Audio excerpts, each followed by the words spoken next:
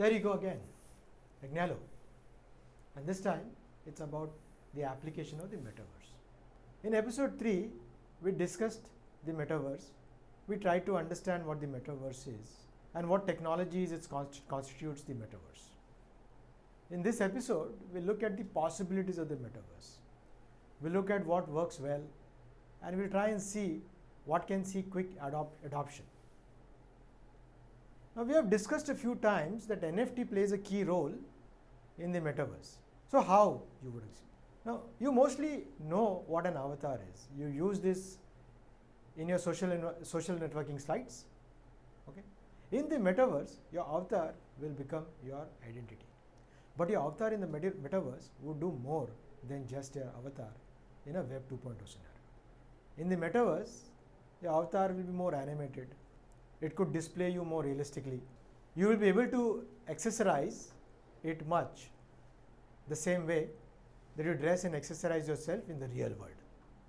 Your avatar may require sneakers to go for a run or a formal pair of shoes to go to work.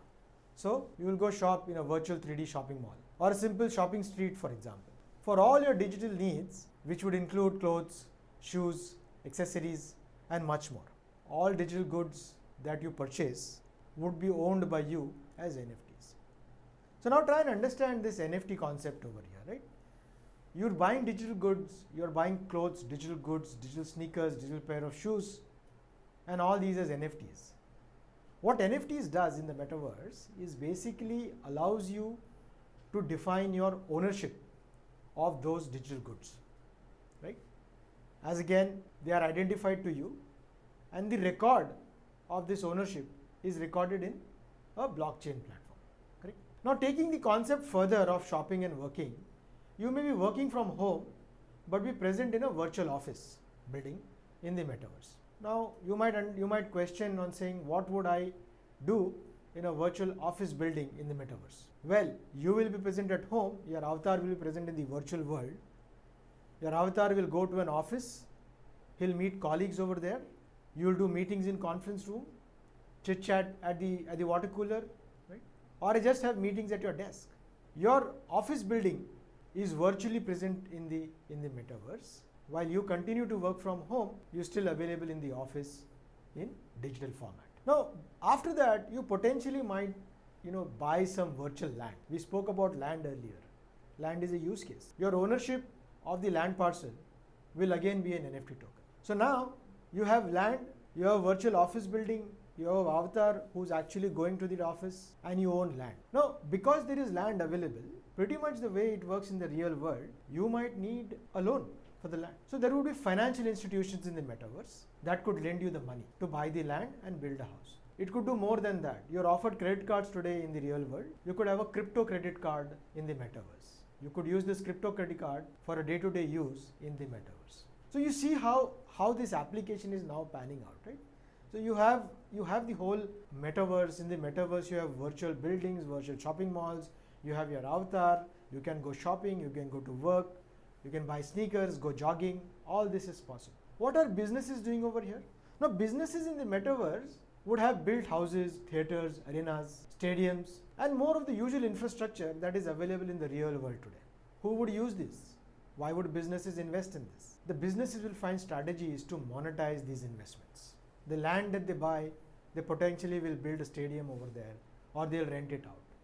Arenas will be rented out to concerts, to live concerts, theaters for plays. Businesses would make sure that the investment is monetized in the right order, and so the metaverse will keep going. So for example, you've come back with a hard day's work, you want to go for entertainment in the metaverse, you could go to a virtual concert. And this concert could be one of your favorite celebrities, right?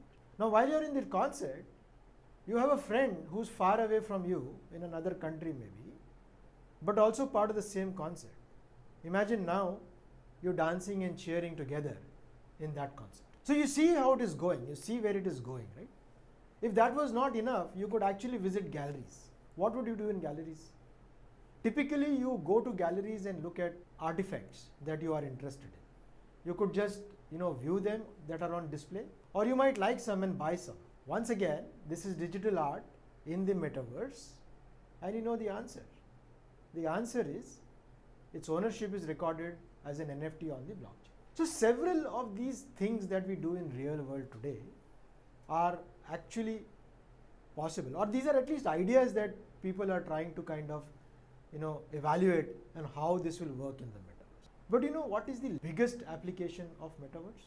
I believe some of you have guessed it right actually. Gaming. Gaming is the most popular application in the metaverse.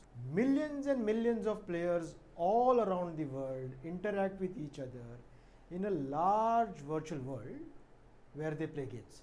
And these games allow them various opportunities. You can play games with your friends, you can kind of buy assets, you can win assets, you can allocate those assets as an NFT on the blockchain. But what is even more popular in games is this concept which is called play to earn. Today, there are several games which allow you to play the game not only for the fun of it, but also in the bargain make some money out of it. This money obviously is in the form of crypto. Crypto can be converted to real money in the real world. So that is not a problem, right? So the whole idea is that this gaming concept that is going on, right?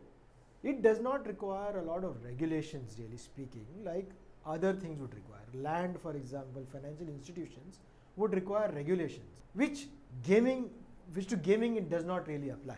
Or maybe it applies, but it is not so stringent. And people are just using these games to play and have fun. And while they're having fun, they're also monetizing their fun. And when I say monetizing their fun, they're really actually winning things inside the game in crypto format, which they can actually redeem for real cash in the real world. So to complete this episode, or these 2 episodes of the Metaverse, I hope you've kind of understood what the Metaverse is and what the applications are. And I really hope that you found this valuable and would kind of go, find more about it. But come back here again, okay, and view the next episode where I talk to you about some of the industry use cases which are even more interesting than what you've heard so far. And while you're at it, don't forget to share, like and comment. As usual, I will always be responding to your comments.